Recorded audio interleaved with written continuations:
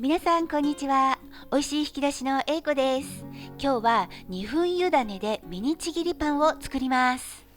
以前牛乳パックを使ったミニちぎりパンを紹介しましたが、今回はオーブンシートだけで OK。 型がなくても牛乳パックを使わなくても大丈夫。そして電子レンジで約2分でできちゃう大人気の簡単湯種レシピです。これを使えば翌日もしっとりもちもちでふわふわが続きますので、プレゼントにもぴったりだと思います。動画の最後には私がいつもしている冷凍保存方法も紹介しています。ぜひ最後まで楽しんでみてください。では生地作りから始めましょう。材料紹介です。強力粉、砂糖、塩、ドライイースト、ぬるま湯、牛乳、溶き卵、無塩バター、そして湯種用の強力粉と水です。材料や分量などの詳細は概要欄をご参照ください。まず最初に湯種を作ります。ボウルの中に強力粉とお水を入れます。このお水は常温のお水を使ってください。そして混ぜます。粉をよーく溶かしておきます。はい、粉がよく溶けましたら電子レンジ600ワットでまず30秒加熱します。30秒加熱しましたもう一回こう、はい、30秒加熱してきました。ほんのりあったかくなるくらいで、まだねこの辺が少し固まっている状態。混ぜてみてもまだとろみとかは全然ないです。この後は20秒ずつ、何回かに分けて加熱していきます。では20秒レンチンします。はい、1回目の20秒が終了しました。この辺が少し固まっています。混ぜます。では2回目いきます。2回目の20秒が終了しました。ずいぶん固まってきましたね。混ぜます。結構とろみがついてきました。この加熱時間は水の温度や容器の大きさによっても変わってきます。では3回目いってきます。はい、3回目終了しました。結構ね、ほらこんなとろみがついてきましたよ。混ぜます。こんな感じです。ではあと1回レンチンしていきます。4回目終了しました。どうですか？湯気がもわもわ立っているし、こんな感じで半透明の海苔状になればこれで OK です。滑らかになるようによく混ぜておきます。これでレンチン湯種の完成です。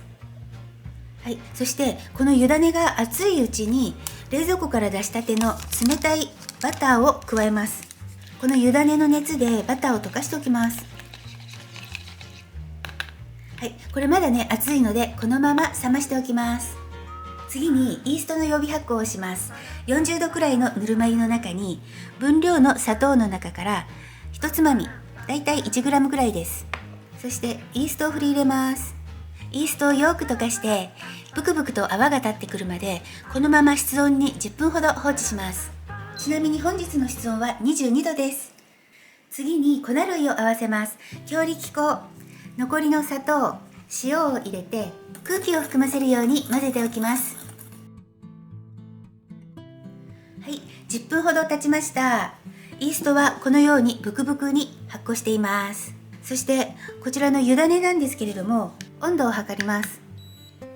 今 31.9 度、ちょうどいいですね。30度から35度ぐらいになるのが一番いいと思います。でこの湯種の中に予備発酵したイーストをくるくるくると回転させながらジャッと入れます。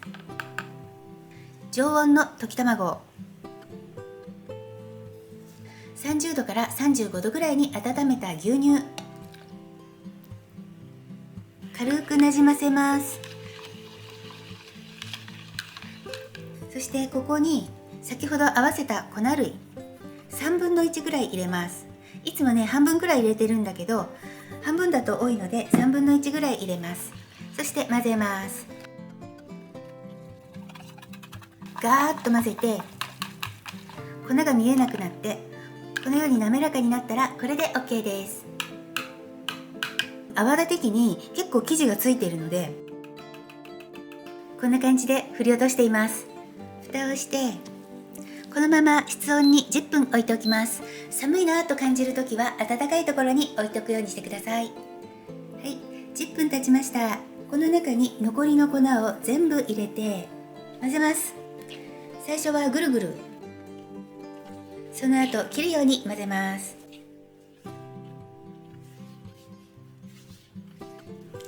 全体に水分が回ったらハムスター混ぜいきます。容器を立てて上から手で押さえてヘラの根元を持って向こう側から手前へ向こう側から手前へハムスターのおもちゃのように回転させながら混ぜていきます。この辺にこすりつけるようにするとあっという間に混ざります。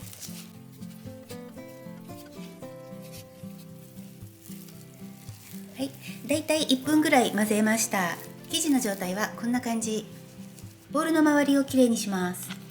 そうしたら下から上へ返すように生地の表面を整えます。だいたい20回ぐらい返します。はい、これで OK です。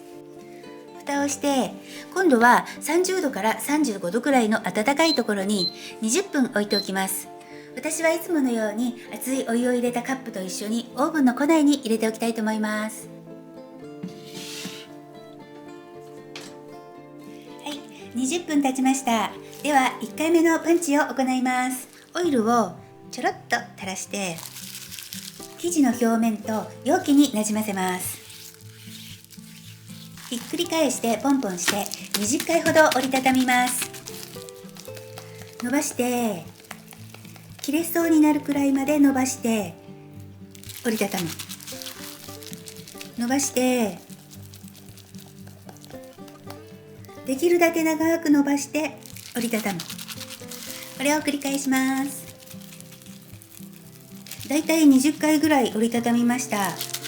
生地の表面を張らせるように整えます。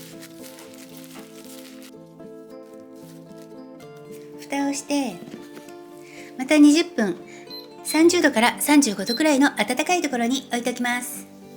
20分経ちました。では2回目のパンチを行います。先ほどと同じようにひっくり返してポンポンして今度は 5,6 回折りたたみます。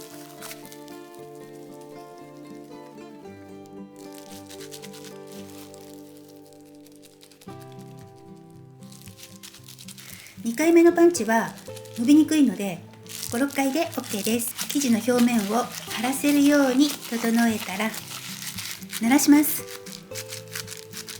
蓋をして2倍くらいの大きさになるまで温かいところで一時発酵させます。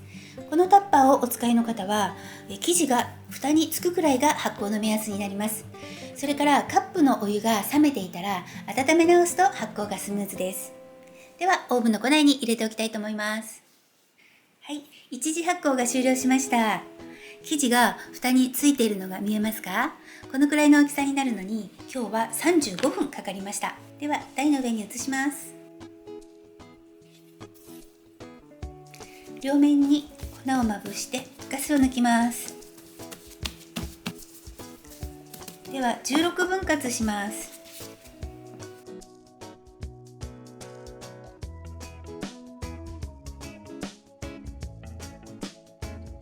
1つ 30g くらいに重さを揃えます。重さを揃えました。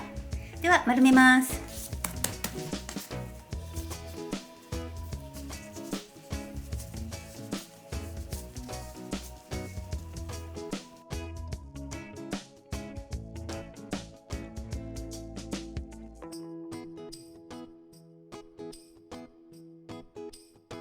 固く絞った濡れ布巾をかぶせて10分ほどベンチタイムを取ります。はい、今日はオーブンシートで型を作ります。16センチ ×16 センチ四方に4枚切っておきました。こんな感じね。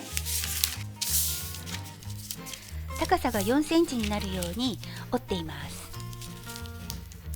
これで8センチ ×8 センチ、高さが4センチの型ができます。で、折り紙みたいな要領でね、ピッピッてやっておくと折りやすいです。くるくるくるっと巻いてからねじります。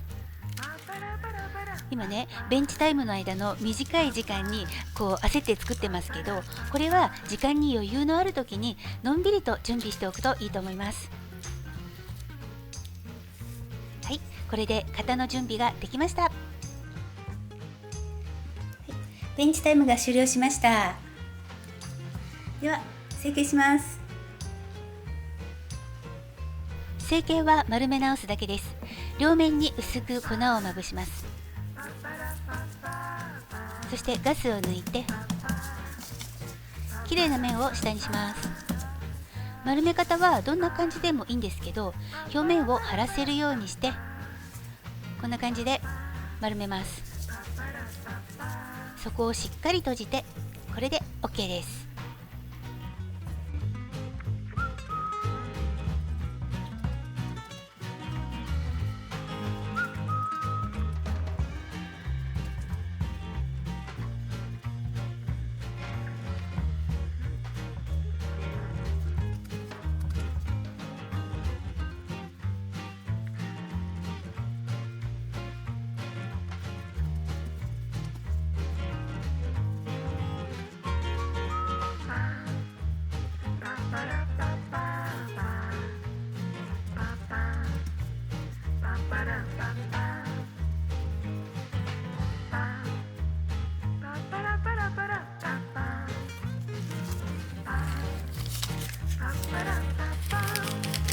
ここがねちょっと緩んでしまったので締め直します。ねじってねじって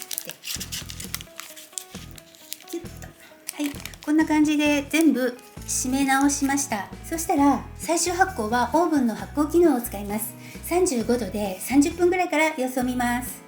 ちょっとね表面が乾燥しているので霧吹きで表面を湿らせました。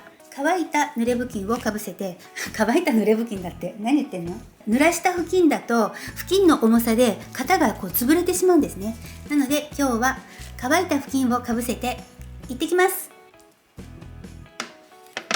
はい、35分ほどで出してきました。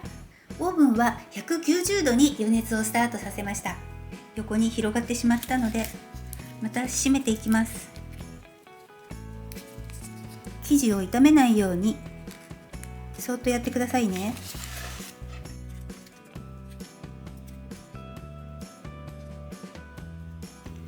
はい、今生地は型からこのくらい出ています。